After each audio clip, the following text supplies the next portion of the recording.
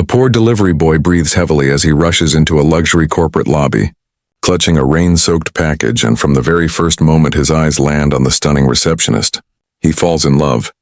But he has no idea she's the CEO's daughter, disguised as a simple front desk staff, nor that when she takes over the company, everything about his destiny, his dignity, and his heart will be tested in ways that will shock everyone watching. He dreams only of winning her pure heart, unaware of the depth of her world and the weight of her power. But she smiles at him with warmth, far beyond her station, far beyond what a CEO's daughter giving grace to a poor delivery boy should ever do. Why would a CEO's daughter hide beneath a receptionist desk? Why would a poor delivery boy believe he stands a chance with her? And when she finally takes over the company, what will she do to him and what will she do for him? The automatic glass doors whooshed open, letting in a burst of cold November wind and the scent of city rain. Ethan Hayes, drenched from head to toe, kept one palm over the delivery bag strapped to his chest as though sheltering a priceless treasure. His shoes squeaked embarrassingly against the gleaming marble floor, drawing a few glances, some irritated, others indifferent. To them, he was just another delivery guy, another worn-out face in a world that moved too fast to notice the broken edges of people fighting to stay afloat. But not her. Mia Carter looked up from behind the sleek reception desk, her soft hazel eyes widening with concern the moment she saw him shivering. "Hey, are you okay?" "You look freezing," she said, voice gentle, not pitying, just human. Ethan swallowed. Most receptionists in these fancy buildings barely glanced at him. They signed, stamped, waved him away. But Mia, she always noticed. Care, sincerity, like warmth poured into his chest in a life starved of simple kindness. He pushed wet hair off his forehead. Yeah, I'm good. Just, tough weather." His teeth betrayed him by chattering mid-sentence. Mia smiled. Tough weather builds tough people. The phrase hit him deeply, like someone had seen him. Not the uniform, not the delivery bag, not the paycheck-to-paycheck struggle. If only he knew she wasn't just a receptionist. If only he knew the elevator behind her could take her to a penthouse office bearing her last name, Carter Innovations. If only he knew she sat here not out of necessity but by choice, learning the foundation of the world she would soon command. He didn't know, and she couldn't say. Ethan set the delivery tablet down. Package 4, Carter Innovations, Legal Department. Mia glanced at the screen, fingers lightly brushing his when she took the stylus from him. His breath caught. His world was tiny. Rent, late bills, split shifts, his mom working nights at the hospital cafeteria. But in that moment, that single brush of skin felt like possibility, like hope wasn't foolish. He shifted awkwardly. "Thanks, you should sit. Dry off a bit," she urged gently. "You look like you've been running through a storm." He chuckled softly. "I was." Her brows furrowed in that caring way they did. "Why rush? It's just a delivery." His answer was quiet, sincere. "I can't afford delays."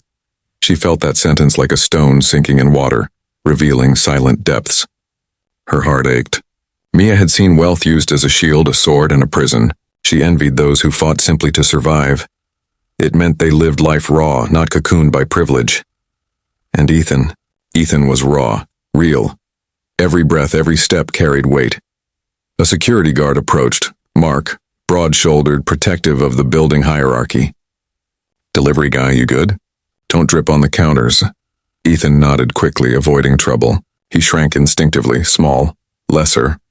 Mia's jaw tightened. She hated seeing him pulled down by dignity he deserved to stand tall in.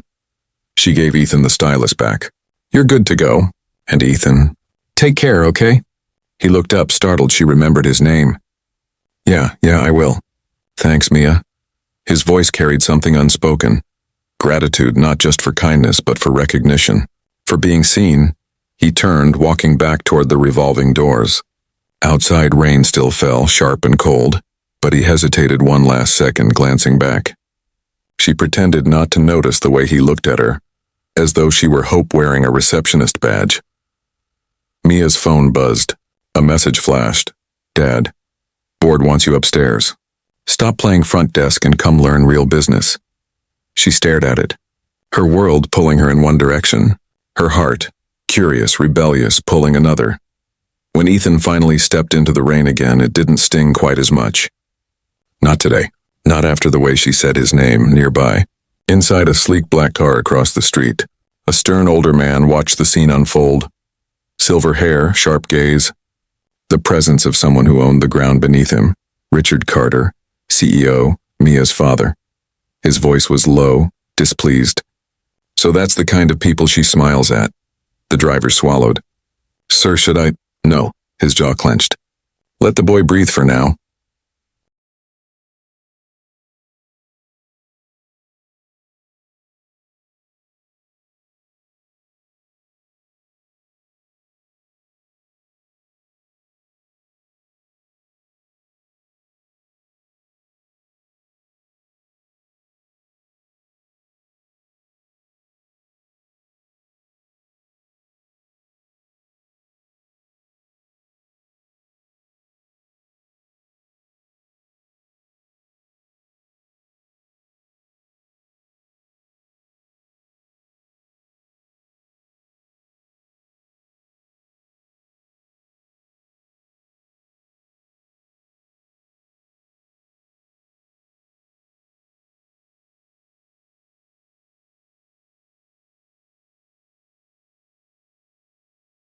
Ethan rode the bus home with rainwater dripping down his jacket, head resting against the fogged window.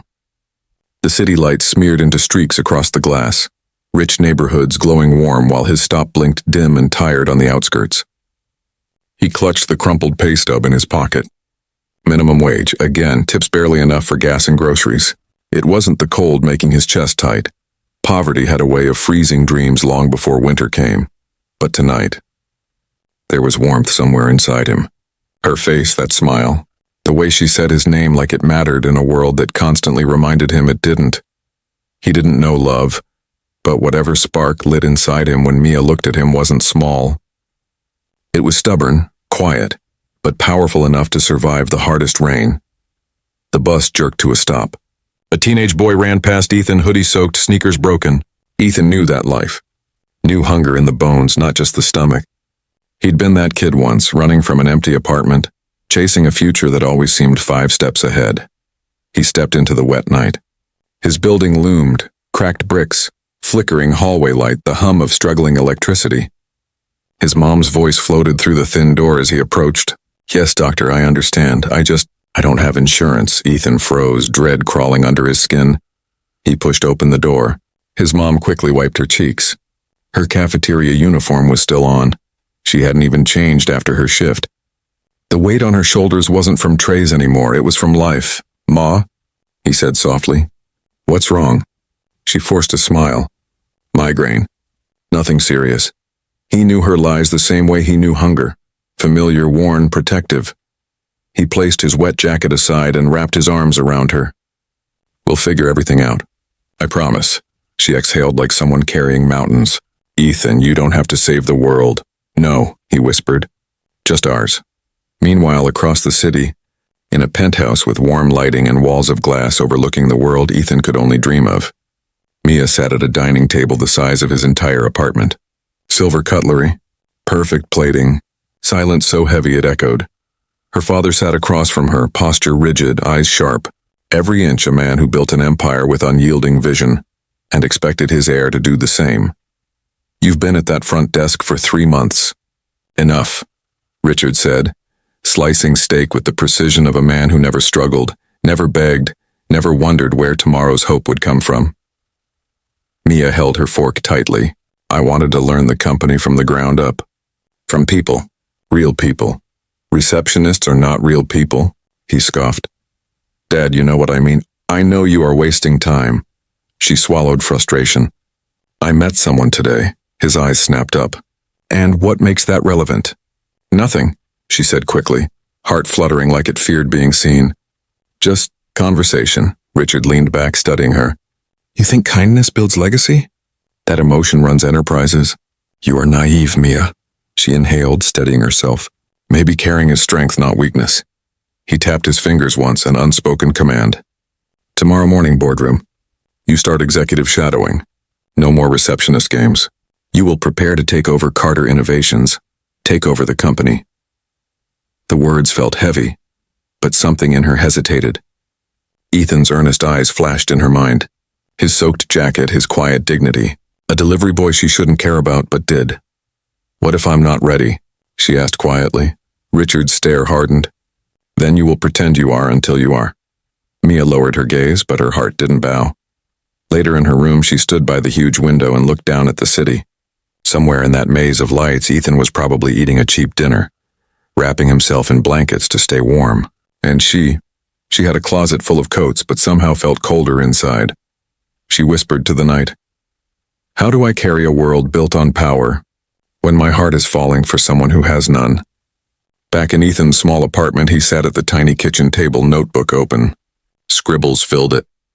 Goals, delivery schedules, business ideas he never believed he'd afford to start. He bent over the page, pencil tapping. One day, I won't just deliver things. I'll build something. I'll become someone. His phone vibrated. A message from his manager. Need you for morning shift. Damn, don't be late, he sighed. Of course, sleep didn't come easy. His mind returned to her again and again, the way she looked at him like he wasn't invisible, like he might matter to someone someday. He whispered into the darkness, fragile but determined. Maybe one day. A receptionist could love a delivery boy. He didn't know she wasn't a receptionist. He didn't know she was born into a world that would crush him for daring to look at her the way he did, and he didn't know that tomorrow she wouldn't be at that desk anymore. And her first day preparing to take over the company would begin with an unexpected collision of destiny neither of them saw coming.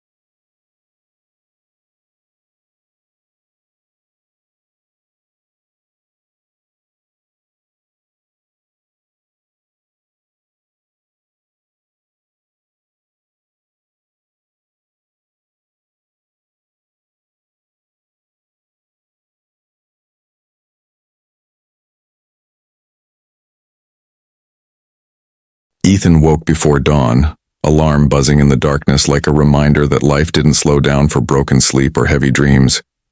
His body felt stiff from exhaustion, but his mind carried one flicker of spark. Mia's smile. The only warmth he had yesterday.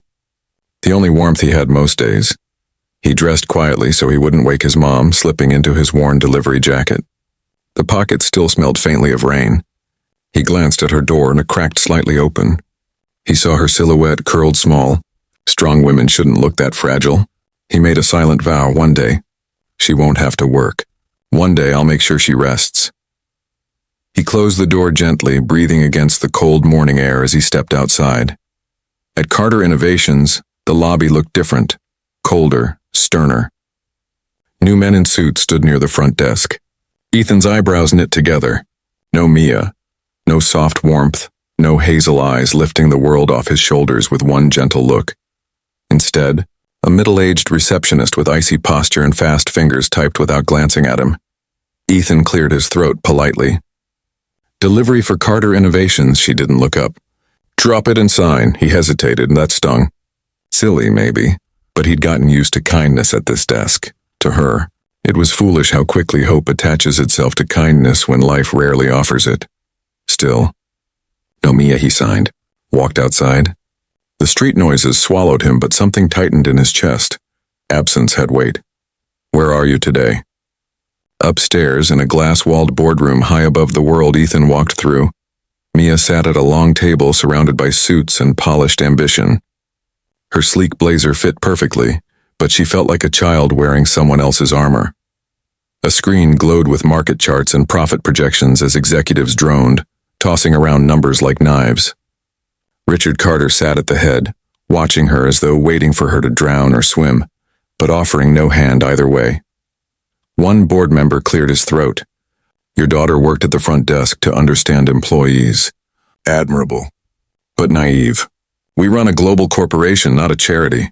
A wave of defensiveness rose in her chest. Understanding people isn't weakness. A soft chuckle circled the table, belittling, dismissive. Power, she realized, did not always come with respect, not even for heirs. Going forward, another executive said, you will focus on upper-level leadership. The ground floor doesn't matter to this office. Mia set her jaw. The ground floor is the company. Without them, without delivery drivers, reception staff, janitors, you have no foundation. Richard's eyes narrowed. He studied her, silently measuring whether this heart of hers was a liability or a revolution waiting to be shaped. She took notes mechanically, though her thoughts drifted. To a wet jacket, a shy smile, a boy who rushed through storms with determination, proud enough to humble privilege.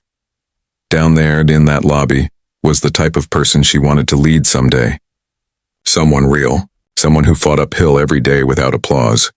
She whispered to herself under her breath, unheard in the corporate storm around her. Don't lose who you are in here. Around noon, Ethan returned for a second batch of deliveries. Still no Mia. His heart dipped again. It was foolish to think he had any right to miss her.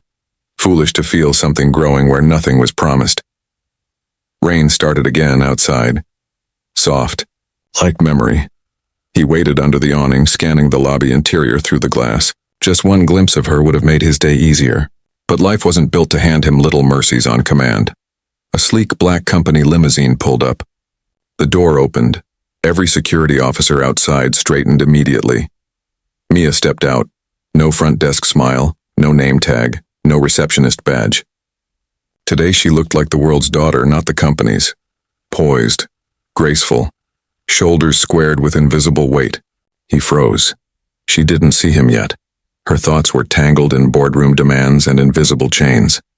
Then her eyes lifted and found him. Her breath caught. For a moment the world between them shrank again into something quiet and human. Ethan?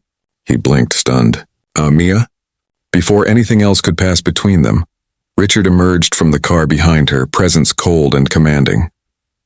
He clocked Ethan instantly and recognized that look in his daughter's eyes, that quiet affection. That warmth, the CEO's gaze sharpened like a blade. Is there a problem here? Ethan straightened. No, sir. Just working. Richard stepped closer, voice low but cutting. Know your place. Deliveries go through the service entrance. The words hit like a shove. Ethan lowered his eyes, not out of shame, but survival. In front of Mia, humiliation burned deeper. Mia's heart twisted. Dad, he's not inside. Richard's tone ended all argument. We have meetings. Mia hesitated, torn between duty and something new and fragile. She looked at Ethan, voice soft and aching. I hope your day gets better. He forced a small smile. It already did. Richard watched every syllable, every glance. Power wasn't merely wealth. It was the ability to decide who was allowed to dream. And Ethan, in his eyes, was not allowed. As the doors closed behind them, Ethan stood alone in the rain again, but this time, it didn't feel romantic or poetic. It felt like a line had been drawn. And on one side was him, survival, grit, hunger. On the other was her legacy, power, a world built to crush boys like him for reaching too high. The next week unfolded like a slow unraveling thread, one that tugged at Ethan's world until it frayed at the edges. He saw Mia only in glimpses now, stepping out of executive elevators, flanked by assistants carrying folders full of futures he could never touch. She didn't sit behind the reception desk. She didn't greet him with warm eyes that softened the edges of his day.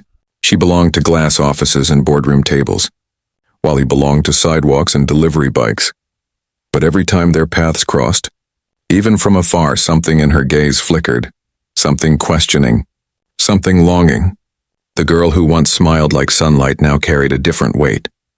Power came with a price now, and her shoulders felt it. Ethan never spoke to her. How could he? She had a life mapped in skyscraper floors and legacy. He had a life built paycheck by paycheck, shift by shift, breath by breath. The gap felt wider now, real, cold. Yet hope is stubborn, and heartbreak always begins with belief. One evening, after his last delivery, Ethan rushed home with aching legs and damp clothes, only to freeze in the doorway. His mom sat at the kitchen table, hands trembling around a bill, tears threatening to spill. The paper shook in Ethan's fingers when he took it from her. Medical test results required immediately. Possible serious cardiac risk. Estimated cost $4,300. His breath punched out. Mom, I didn't want to worry you, she whispered. But I can't ignore it anymore. Panic cracked through him. He worked double shifts and still barely covered rent. $4,000 might as well have been $4 million. He squeezed his mom's hands, voice shaking but steady. I'll fix this. I promise, and he meant it. Promise was all he had. Promise and love and sheer grit. But grit doesn't pay medical bills. That night, sleep didn't come. His mind swirled with fear. Real fear. The kind that hollows the stomach and claws at the soul. That kind of fear turns boys into men overnight. At dawn, he headed to Carter Innovations again. Not as a dreamer this time, but as a fighter. Determination stormed through his veins. He marched straight to the front desk. I need to speak with Mia Carter. The receptionist blinked. Do you have an appointment? No, he swallowed hard. I'm a friend, the woman almost smirked. Delivery boy. Friend of the heiress. Ridiculous to her. Too real to him before she could turn him away, a voice cut in behind him. Ethan? He turned, and there she was. Dressed in professional poise, hair pinned, elegant and powerful. But her eyes, they softened the instant they met his. His heart stumbled. Mia, can we talk? Concern flashed immediately. Yes, of course. They stepped aside near the glass windows. Outside, the city pulsed around them, indifferent to the moment unfolding between two souls from opposite worlds. Ethan exhaled shakily. I didn't know you were who you are. She gave a small, apologetic smile. I didn't want people treating me differently. I wanted to earn understanding, not authority. I get it. He paused, voice trembling. I didn't come to ask for anything personal. My mom, she's sick. I need a better job. I'll work hard. Nights, weekends, anything. I just need a chance. The vulnerability in his eyes hit her like gravity. This wasn't romance. This was survival. Before she could answer, her father's voice sliced through the space. Mia. Richard appeared like a shadow at the edge of hope. His gaze landed on Ethan, unimpressed, unbending. What business do you have here? Ethan turned, spine straight. Sir, I need steady work. I'm asking for a shot. Richard's laugh was low, cruel in its confidence. We do not hire charity cases. Mia's eyes flared. Dad? Richard held up a hand. You think because you exchanged flirtations with my daughter that you deserve opportunity? Ethan's jaw clenched, humiliation burning hot in his blood. No, sir, he said quietly. I'm asking because I'm willing to earn it. Richard stepped closer, voice icy. Here's your lesson, delivery boy. Ambition without pedigree is delusion. Mia's voice cracked. Stop. But power listens to no heart it does not value. Ethan met Richard's eyes, and not with defeat but fire. Maybe, but I'd rather earn my own world than inherit one built by stepping on people like me. A hush fell. Mia's breath hitched. Something fierce flickered in her gaze. Pride, sadness, love she couldn't speak aloud. Richard sneered. Security will escort you out. 2 guards stepped forward. Ethan didn't fight, pride intact even as hope shattered. Before they moved him, Mia grabbed his hand. Electricity surged. Grief, longing, unfinished fate. I believe in you, she whispered. He swallowed hard. Take care of your world, Mia. She blinked fast, fighting tears she wasn't allowed to show. And you, she whispered, build yours. Security escorted him out into the wind. Rain hit his face, but tears never fell. His dignity wouldn't let them. As the doors closed behind him, he whispered to himself, I won't always be the delivery boy. His heart ached. But beneath the ache, the steel formed. Heartbreak didn't break him. It built him, and inside the glass tower, Mia stood frozen, breath shaking, her father's empire around her, but her heart already gone with the boy in the rain. One day paths would cross again, not as delivery boy and CEO's daughter, but as equals. Until then, love would wait.